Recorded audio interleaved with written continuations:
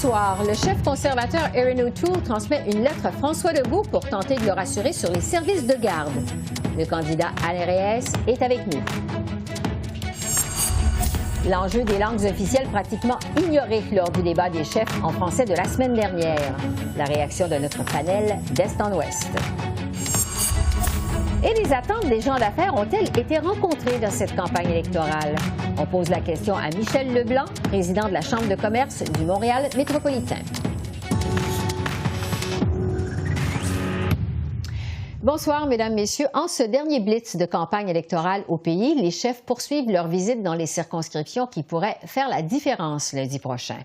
De passage à Richmond, en Colombie-Britannique, le chef libéral a réitéré sa promesse d'en faire plus en matière de lutte contre les changements climatiques. Justin Trudeau a rappelé sa volonté de continuer à mettre un prix sur la pollution et de rendre les véhicules électriques plus abordables. À Toronto, le chef du NPD a dénoncé le bilan de Justin Trudeau en matière de réduction des factures de cellulaire. Jack Meeting a promis de forcer les compagnies de télécommunications à baisser leurs prix. De son côté, le chef bloquiste devait faire campagne au Nouveau-Brunswick aujourd'hui, mais il a finalement annulé son passage dans la province de l'Atlantique à la dernière minute. Yves-François Blanchette devait y aborder la question de la protection du français en milieu minoritaire. Il a finalement passé une bonne partie de sa journée aux îles de la Madeleine, où il a fait une série de promesses pour soutenir l'industrie de la pêche. Et à Ottawa, le chef conservateur a rappelé son plan de créer un crédit d'impôt pour couvrir jusqu'à 75 des frais de garderie au Canada. Aussi, dans une lettre qu'il a transmise au premier ministre François Legault, il s'est montré ouvert à négocier avec le Québec au sujet de l'entente de 6 milliards qu'il souhaite abolir. Mais en point de presse aujourd'hui, il a encore une fois refusé de chiffrer ses promesses. Comme j'ai dit, je vais coordonner avec le Premier ministre Legault et j'ai un budget dans notre plateforme chiffrée parce que je vais toujours travailler en étroite collaboration avec le Premier ministre Legault. J'ai beaucoup de respect pour le système au Québec maintenant. Depuis 20 ans, il fonctionne très bien et je vais toujours respecter ça. Avec notre plan, en plus, on va aider toutes les familles québécoises immédiatement et directement. Et particulièrement pour les familles à faible revenu, on va donner plus, un montant de 75 des frais. Alain Reyes est candidat conservateur dans la circonscription de Richmond-Arthabasca dans le centre du Québec, où on le retrouve ce soir. Bonsoir, M. Reyes. Bonsoir. Bon, on vient d'entendre votre chef, M. O'Toole, ne répond toujours pas clairement à la question, à savoir si un gouvernement conservateur respecterait l'entente de 6 milliards avec le Québec sur les garderies. M. O'Toole n'avance pas de chiffres, ne promet rien de clair. Pourquoi ne pas vous engager clairement, finalement, à respecter cette entente de 6 milliards avec le Québec? Notre position à la base est d'aider directement les familles particulièrement qui en ont le plus besoin, par un crédit d'impôt jusqu'à 75 %. Mais en même temps, on est conscient qu'au Québec, c'est la seule province qui a un service de garde qui est bien installé, instauré, même s'il manque des places présentement. Il y a une entente qui est là entre le gouvernement libéral de Justin Trudeau et le gouvernement du Québec. De notre côté, on s'est engagé. Les gens ont vu la lettre que notre chef a écrite à François Legault, qui a été partagée ce matin dans certains médias. Il s'est engagé à s'asseoir avec le gouvernement pour trouver une façon de compenser les sommes d'argent pour ne pas qu'ils soient pénalisés. Et pour les gens qui se posent la question, où est cet argent? Dans le cadre financier, il y a une somme de 9,7 milliards qui avait été prévue dans la plateforme, dans le cadre financier, pour justement faire des arrangements avec certaines provinces en fonction des réalités respectives qu'ils peuvent avoir. Donc, on ne veut pas que le Québec soit pénalisé, mais en même temps, c'est pas nécessairement dans le même cadre que les libéraux voulaient le faire. On veut s'attaquer à cet enjeu qui est de permettre aux familles, particulièrement aux femmes, de pouvoir retourner sur le marché du travail s'ils souhaitent. Bon, parce que dans votre cadre financier, justement, de la plateforme électorale des conservateurs, en fait, votre cadre financier repose justement sur le fait que vous promettez d'abolir le programme national des garderies, ce qui vous ferait économiser des milliards. Mais on peut se demander, elle est où votre marge de manœuvre pour négocier si vous voulez justement respecter votre cadre financier? Qui dit au Québec que vous allez pouvoir leur verser de l'argent pour les services de garde? Bien, comme je le disais, on a prévu une somme de 9,7 milliards en ce moment pour régler des inégalités ou des enjeux particuliers à une province par rapport à l'autre. Mais jamais de chiffre précis somme pour le Québec. Pourquoi ne pas... Non, mais le montant n'est pas fixe, naturellement, mais en même temps, le Québec, dépendamment de la négociation, peut-être qu'il souhaiterait qu'on ne mette pas en place la mesure qui avait été prévue pour les autres provinces, qui nous ferait faire une économie de l'autre côté. Donc, le 9,7 pourrait être plus élevé à ce moment-là pour travailler avec eux. Mais donc, on a une marge de manœuvre à l'intérieur du cadre financier. Puis je suis convaincu à regarder comment notre chef et le premier ministre du Québec souhaitent travailler en partenariat, qu'on va trouver un terrain d'entente, parce que je vous dirais que sur l'ensemble des revendications du Québec, c'est la seule sur laquelle il y a peut-être un petit moment où on sent qu'il n'y a peut-être pas clairement 100% un contenu qui est le même.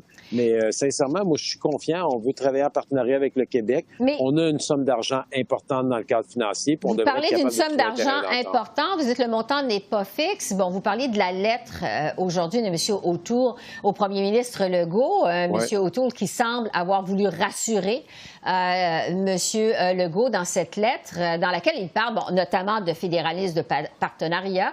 Mais encore là, M. O'Toole avance aucun chiffre sur les garderies. Le seul engagement concret, en fait, c'est que M. O'Toole tiendrait une rencontre avec M. Legault dans les 100 premiers jours de son mandat pour tenter de trouver un terrain d'entente. Alors, pourquoi les Québécois devraient vous faire confiance lundi prochain dans l'isoloir s'ils n'ont toujours pas de garantie concrète de la part des conservateurs?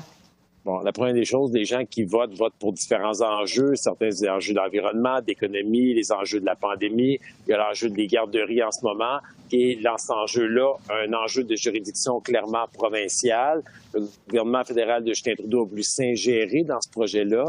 Le Québec, on vit une situation qui est particulière avec le reste du Canada du fait qu'on a déjà un système qui est en place. Donc, on va devoir trouver une entente asymétrique avec eux pour compenser cette perte de revenus-là si on est au gouvernement. Notre objectif est le même. On veut aider les familles, particulièrement les femmes. Et le premier ministre François Legault, je tiens à le souligner, a clairement indiqué que ce que dit Justin Trudeau est une fausseté en disant que le 6 milliards qu'il a promis servirait à régler le problème des 37 000 places manquantes quand François Legault et son gouvernement se sont déjà engagés à les combler et que cet argent-là était sans condition. Donc, je pense que ce que le premier ministre et le gouvernement du Québec veut, c'est l'argent pour pouvoir s'occuper de leurs priorités, étant donné qu'ils ont déjà mis un programme en place parce qu'ils se sont déjà occupés du dossier. Donc, je veux juste dire que pour moi, c'est pas un enjeu qui est comment je dirais ça, insoluble. Je pense qu'on va être capable de s'asseoir avec le gouvernement puis de le régler sans trop de problèmes Le temps file, M. Reyes. Je veux vous entendre sur le plus récent sondage léger qui a été rendu public ce matin. Les conservateurs sont à 19 % dans les intentions de vote au Québec. C'est une baisse par rapport à des enquêtes un peu plus récentes. Est-ce que l'appui du premier ministre Legault à un gouvernement minoritaire conservateur, finalement, n'a pas bénéficié aux conservateurs au Québec autant que vous l'auriez souhaité? Bien, c'est clair que de savoir qu'on a un appui du premier ministre François Legault, populaire comme il est, peut-être un des politiciens les plus populaires au pays, c'est toujours agréable, mais en même temps, tout le monde a vu ce qui s'est passé au débat. Les Québécois, on est extrêmement sensibles. La question de la modératrice qui a choqué plusieurs personnes a été un genre de une bonne réflexion pour plusieurs dans l'urne. On le sent, là, les gens se questionnent par rapport à ça. Mais en même temps, je pense qu'il faut rester concentré sur l'objectif de cette élection. C'est ce qu'on veut continuer avec Justin Trudeau comme premier ministre. François Legault, je pense, l'a dit clairement. On est en face de 3 partis au fédéral, le NPD, le Parti libéral et le Parti vert, qui veulent s'ingérer clairement dans les juridictions de compétences provinciales. Sur le ton de la campagne, sur le ton de la campagne électorale maintenant, dans ces derniers milles, là, M. O'Toole s'est livré à des attaques personnelles contre Justin Trudeau sur le fait qu'il avait grandi dans un milieu privilégié, que pendant que lui faisait la fête, je reprends les paroles de M. O'Toole, M. O'Toole participait à des missions de recherche et de sauvetage pour l'armée canadienne. Qu'est-ce que vous pensez, vous, de ce genre d'attaque personnelle dans le dernier droit de la campagne électorale? Bon. Hier, notre chef a fait des attaques, je le confirme, qui ont été virulentes, mais en même temps, je pense que les gens sont capables de voir que depuis le jour 1, le Parti libéral et Justin Trudeau, au lieu de défendre son bilan, au lieu de faire des propositions, sont clairement dans des attaques pour essayer de nous démoniser. C'est la première journée que notre chef est sorti de sa stratégie de présenter un élément par jour de façon très positive pendant la campagne. Je pense qu'il était temps, à un moment donné, de remettre les pendules à l'heure puis de dire aux libéraux, c'est assez. Vous avez un bilan à défendre. Nous, on a une proposition à faire. On a une proposition avec un contrat pour le Québec, avec un plan pour l'ensemble des Canadiens et Canadiennes depuis le jour 2 qu'on a déposé notre plateforme électorale. Donc, je pense que c'était de montrer le contraste entre le premier ministre Justin Trudeau, que je tiens à rappeler, le seul premier ministre de l'histoire du Canada qui a violé la loi sur l'éthique conflit d'intérêts à 3 reprises. On est pris dans plusieurs scandales. On a vu la sortie de Jody Wilson-Raybould, une députée de l'Ontario libérale qui a été conservateur. Donc, honnêtement, je pense qu'à un moment donné, il fallait mettre les choses au clair. Le temps file, on n'a plus de temps. Je vous laisse à votre campagne sur le terrain. Alain Reyes, candidat conservateur dans Richmond-Arthabasca. Merci de nous avoir fait un peu de place dans votre horaire chargé aujourd'hui. Merci. Au revoir. Ça fait plaisir. Bonne journée. Comme tous les mardis, c'est le moment de faire un survol de la campagne électorale d'Est en Ouest. Et pour ça, je retrouve les politologues Roger Ouellette à Moncton, Stéphanie Chouinard à Toronto et Frédéric Boily à Edmonton. Alors, bonsoir à vous trois. Bonsoir. Puisqu'on a créé ce panel à l'origine pour parler des enjeux qui touchent les francophones hors Québec, je veux d'abord vous entendre sur le débat des chefs en français de la semaine dernière. Qu'est-ce que vous avez pensé, en fait, de la minuscule place, je dirais, qui a été réservée à la question des francophones minoritaires et des langues officielles au Canada? Stéphanie, je commence par vous. Qu'est-ce que vous en avez pensé? On a eu l'impression qu'on avait glissé à l'oreille de M. Roy, qu'on avait oublié cette thématique-là à la toute fin du débat. On a eu 90 secondes pour en parler. Ça nous a à peine donné une vision de ce que chacun des partis présente en matière de modernisation de la loi sur les langues officielles et de l'éducation postsecondaire en français. Donc, franchement, c'était malheureux qu'on ait manqué le coup sur cet enjeu-là, mais on pourra se reprendre demain soir avec un débat sur les langues officielles à 20h, heure de l'Est. Ouais. Roger, votre avis là-dessus? Ça a été une grande déception ici au Nouveau-Brunswick et en Acadie, encore une fois. Radio-Canada a un mandat national de représenter l'ensemble du pays et des communautés, et surtout représenter toutes les communautés francophones. Et comme l'a indiqué ma collègue Chouinard, ça a été repoussé à la fin, à la va-vite. Oui. Frédéric?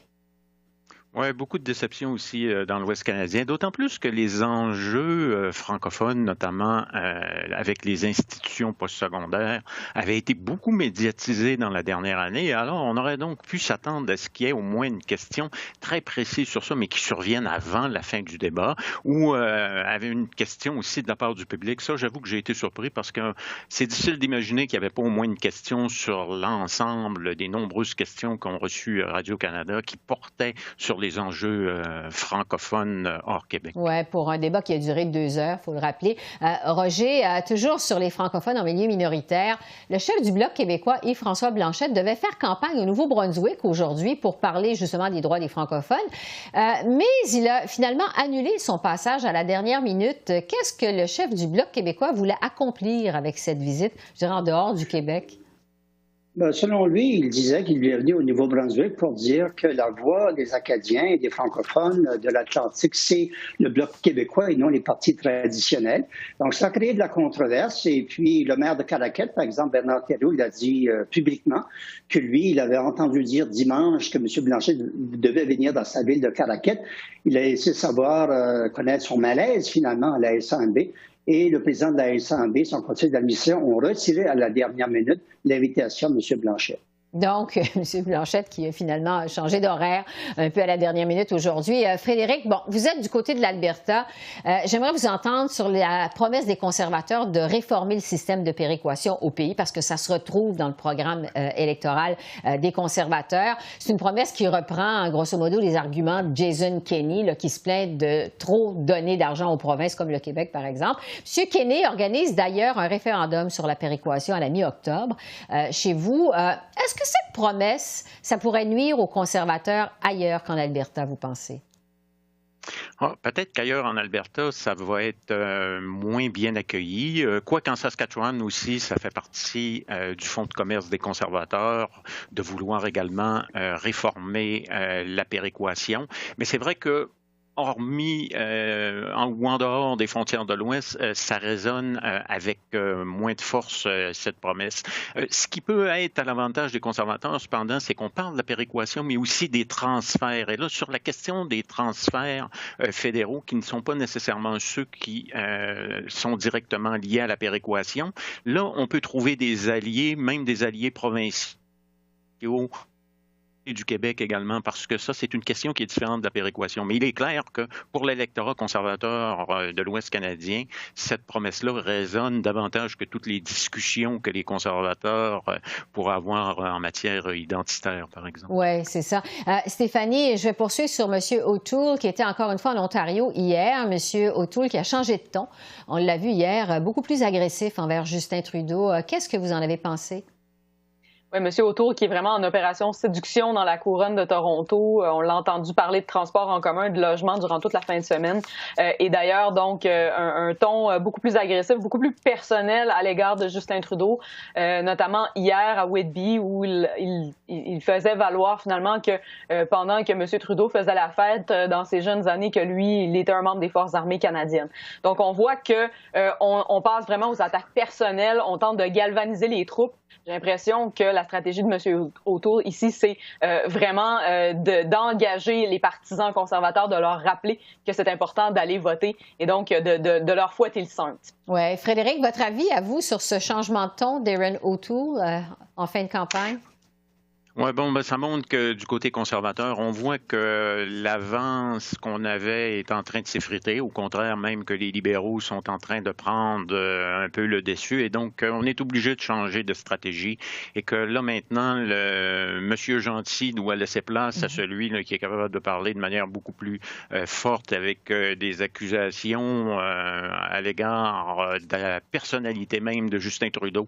Donc ça nous laisse entrevoir une dernière semaine de campagne, un dernier droit de campagne où le ton pourrait encore s'enflammer davantage, et ce n'est pas de bon augure avec tout ce qui se passe aussi autour de la COVID, de la vaccination et des controverses que ça crée. Ça laisse entendre une fin de campagne plutôt mouvementée. Oui, et peut-être encore plus polarisante. Roger, sur la chef du Parti vert qui a effectué une visite de 2 jours à l'île du Prince-Édouard. Pourtant, Anna Paul ne s'est pas déplacée à Fredericton pour soutenir sa candidate dans une circonscription que les Verts avaient remportée lors des élections de 2019. La nouvelle candidate des Verts espère reprendre la place de ce qu'on avait appelé la transfuge libérale, Janica Atwin. Pourquoi pensez-vous que Anna Paul ne s'est pas rendue dans cette circonscription du Nouveau-Brunswick, Roger? Dans plusieurs médias, on a dit simplement qu'elle n'était pas bienvenue. Et elle-même, elle a avoué qu'elle est allée à l'île du Prince-Édouard. On ne sait pas trop pourquoi, parce qu'il n'y a aucun gain à faire là pour les Verts. Mais du côté Fredericton, Mme Paul a dit simplement que je ne veux pas aller quelque part pour nuire à un candidat ou une candidate. Donc, c'est assez clair. Elle n'était pas bienvenue dans Fredericton. Et cette circonscription, les Verts ne vont pas la reprendre. Et c'est une lutte à deux entre les conservateurs et les libéraux. Oui. On est dans le dernier droit, donc, de la campagne électorale. Les conservateurs mettent le paquet dans la couronne de Toronto depuis quelques jours déjà, alors qu'ils sont, on le sait, au nez à nez avec les libéraux dans les intentions de vote dans cette province. Stéphanie, comment se dessine la lutte en Ontario à 5-6 jours du vote, là, alors qu'on voit justement les sondages, c'est très serré? Oui, donc le centre-ville de Toronto, c'est toujours la lutte entre libéraux qui ont la très grande majorité des circonscriptions et les néo-démocrates qui vont probablement percer dans au moins 2 circonscriptions, notamment Parkdale High Park et Toronto-Danforth, l'ancienne circonscription de Jack Layton. Dans la couronne de Toronto, c'est du coude à coude, mais les libéraux, depuis la dernière semaine, ont repris de l'avance, comme l'expliquait Frédéric tout à l'heure. Je pense que ça peut expliquer en partie, d'une part, pourquoi M. O'Toole passe autant de temps-là en dernier jour de campagne, mais aussi les différentes promesses qu'il a émises, malgré le fait qu'il n'y a aucun financement pour un plus grand transport en commun dans les banlieues, dans la plateforme conservatrice. Donc, on fait des promesses sur le GO Train sans peut-être avoir les moyens de ses ambitions. Dans le reste de la province, en milieu rural, on reste vraiment dans le giron conservateur, mais dans les milieux plus ouvriers. Je pense notamment à Sudbury, Hamilton et Windsor. Il y aura probablement quelques gains néo-démocrates des circonscriptions à surveiller où il y a des luttes à 3. Oui, on peut s'attendre en tout cas à ce que les chefs se bousculent ou pas en Ontario au cours des prochains jours, en cette fin de campagne. En terminant, Frédéric, il y a le chef du Parti populaire du Canada, Maxime Bernier, parce qu'il ne faut pas l'oublier. Il fait campagne en ce moment dans la région d'Edmonton. C'est pas la première fois qu'il vient en Alberta d'ailleurs. Est-ce qu'il y a vraiment des gains possibles pour son parti le 20 septembre, lundi prochain, pour Maxime Bernier? Du côté de l'Alberta, ça serait surprenant, tant les marges conservatrices étaient fortes dans les circonscriptions rurales. Par contre, en ville, il y a peut-être peut-être 3 où là, le Parti populaire ne pourrait pas gagner, mais pourrait venir brouiller les cartes en faveur d'un autre candidat. Mais ça serait vraiment très surprenant.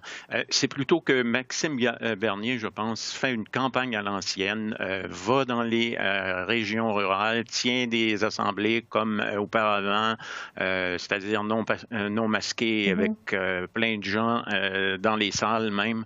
Et je pense qu'il veut faire le plein de vote dans l'Ouest canadien, notamment du côté de la Saskatchewan également et dans les campagnes du Manitoba, pour se trouver une légitimité et notamment dépasser les Verts qui, eux, ont beaucoup de difficultés présentement si on en croit les sondages. Oui.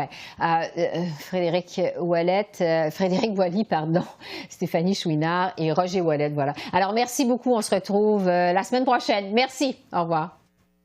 Merci. Au revoir.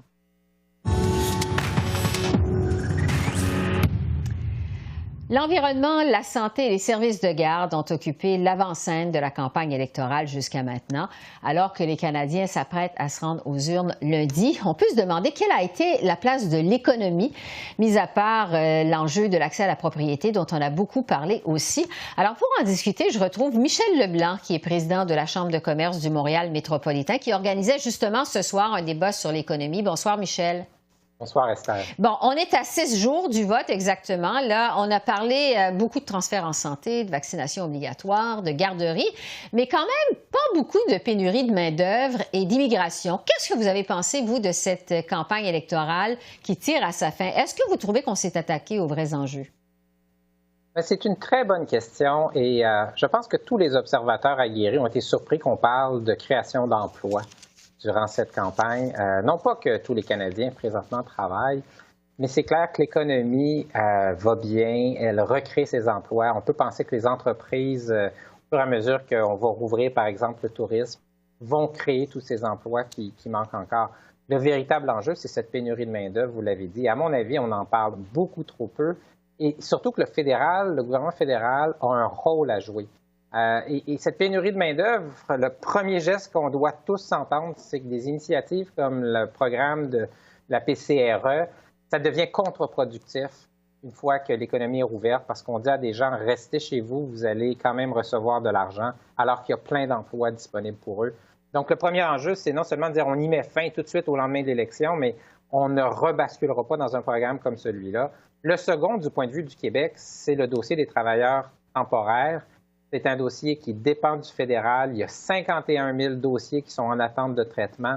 On a besoin d'un gouvernement beaucoup plus agile pour faire en sorte que des travailleurs temporaires puissent venir chez nous, éventuellement s'ils sont satisfaits et s'ils ont des emplois à rester comme résidents permanents. Bref, l'immigration est névralgique et le fédéral détient un levier fondamental. Oui, parce que, bon, évidemment, à 5 jours du vote, tous les partis ont déposé leur plateforme électorale. Est-ce qu'il y a un parti qui répond davantage aux attentes des gens d'affaires, selon vous?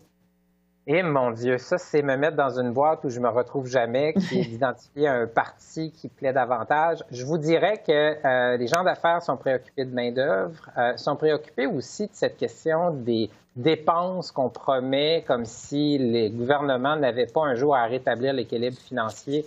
Et là où les gens d'affaires se rejoignent, c'est d'avoir vu neiger et de se dire, si on dépense comme ça, un jour, il va falloir qu'on coupe dans des services ou qu'on augmente les impôts. Et les politiciens qui ont de la difficulté à couper dans les impôts, dans les services, ont des réflexes d'augmenter les impôts. Donc, il y a une nervosité sur le manque d'engagement, sur une trajectoire vers l'équilibre financier. Et là, on peut remarquer que les conservateurs ont pris un engagement à 10 ans. Ça rassure un peu. Mais on aurait aimé avoir beaucoup plus de discussions sur notre fiscalité, peut-être des promesses qu'on n'osera pas les impôts qui sont déjà très élevés pour les entreprises et les particuliers au Canada et au Québec. Bon, ça m'amène à vous parler du déficit au Canada. On sait, bon, il a explosé à cause de la pandémie, s'élève à plus de 355 milliards juste pour cette année. C'est historique. Est-ce que vous êtes surpris, vous, qu'on n'ait pas parlé plus de lutte au déficit dans cette élection? J'ai l'impression que ce n'est pas un sujet sexy en temps normal. Qu'on a eu jadis, c'est une grave crise et ceux qui ont un peu de cheveux gris ou un peu de cheveux blancs comme moi s'en rappellent. Et ce qui arrive, c'est que les plus jeunes ne s'en rappellent pas. Et moi, j'ai bien peur que ce soit des crises périodiques dans des démocraties comme la nôtre. Le poids des demandes publiques font que les politiciens promettent plein de choses. Éventuellement, il y a des dépenses bien au-delà de ce qu'on peut se payer pour l'instant. Et éventuellement, il y a des crises où on doit rétablir la santé des finances publiques. J'ai une peur, c'est qu'on soit dans cette trajectoire et que dans 5-10 ans, les gens nous disent « Mais comment ça se fait qu'on se retrouve là? » Et là, les gens pourront dire « On vous l'avait dit, ça prend de la rigueur. Et quand l'économie va bien, il faut faire des surplus parce qu'on doit probablement, tôt ou tard, faire face à une récession et faire des déficits importants. Ouais. En plus des pandémies, évidemment. Oui. Je le disais d'entrée de jeu, Michel, vous avez organisé ce soir à la Chambre de commerce un débat sur les enjeux économiques pour Montréal, donc ce à quoi on doit s'attaquer dans cette campagne électorale. Qu'est-ce que ce sera justement les enjeux économiques de Montréal dans un monde post-pandémie, parce que c'est là-dessus que portait votre débat ce soir? Deux enjeux que je veux amener. Un enjeu qui peut surprendre beaucoup, mais on insiste énormément du point de vue du milieu des affaires sur cette transition écologique, cette transition énergétique qu'on devra tous faire. Il y a un appui très fort dans la communauté d'affaires pour atteindre des objectifs ambitieux de réduction de nos gaz à effet de serre, mais il y a une grande préoccupation, c'est qu'il va falloir aider les entreprises à faire cette transition, notamment les petites entreprises qui vont devoir investir. Donc, on va vouloir demander au gouvernement fédéral comme au gouvernement provincial d'accompagner les entreprises, peut-être avec des programmes encore plus ambitieux, plus généreux pour réussir cette transition. Et le deuxième volet très montréalais, c'est celui des grands projets d'infrastructure. Le gouvernement fédéral, à travers la Banque d'infrastructure du Canada, soutient bien le projet d'agrandissement du port de Montréal. Mais l'aéroport de Montréal, présentement, fait face à des défis financiers énormes parce que la pandémie a coupé ses revenus. Mais il y a des investissements requis parce que l'aéroport va redevenir, au lendemain de la pandémie, un hub majeur. Il faut accompagner sa croissance. Même chose pour les enjeux de transport collectif. On le voit, il y a le projet de REM dans l'Est maintenant qui a émergé. Mais il y a aussi ce métro qui doit absolument se déployer davantage. Et là, ça va prendre une politique d'investissement pan-canadienne, notamment pour Montréal, dans les infrastructures de transport collectif. Il nous reste quelques secondes. Michel, vous parlez de l'économie post-pandémie. Ça m'amène à vous parler de la nécessité de cette élection. On le sait, Justin Trudeau a affirmé au moment de déclencher l'élection au mois d'août que le moment était venu pour les Canadiens de dire leur mot sur la suite à donner à la gestion de la pandémie. M. Trudeau, tout le long de la campagne, a eu de la difficulté à justifier son élection. Quel est l'état d'esprit des gens d'affaires face à cette élection au pays? Les gens d'affaires, on ne le répétera jamais assez, aiment bien la certitude, même des fois dans des situations un peu inconfortables. Si on voit venir, on peut s'ajuster, on peut planifier, prendre les bonnes décisions. Ce qui est un petit peu fatigant, c'est cette impression qu'on pourrait gouverner avec des gouvernements minoritaires qui feraient en sorte que régulièrement, on se retrouve avec des grands débats politiques, des grandes périodes électorales. Moi, je vous dirais, le milieu des affaires préférait un gouvernement majoritaire qui est en mesure de gouverner avec un échéancier de 4 ans. J'ai aucune prétention de dire quel parti devrait former ce gouvernement, mais c'est clair qu'une stabilité, c'est toujours un facteur très positif pour le milieu des affaires. Oui, plutôt que d'avoir à recommencer une autre élection dans 18 mois. Michel Leblanc, président de la Chambre de commerce du Montréal métropolitain, merci beaucoup. Merci. Merci. Au revoir. Bonne soirée. Alors voilà, c'est comme ça qu'on a vu l'essentiel de ce jour 31 de la campagne électorale au pays. Esther Bégin qui vous remercie d'être à l'antenne de CEPAC, la chaîne d'affaires publiques par câble. Je vous souhaite une excellente fin de soirée et je vous dis à demain. Au revoir.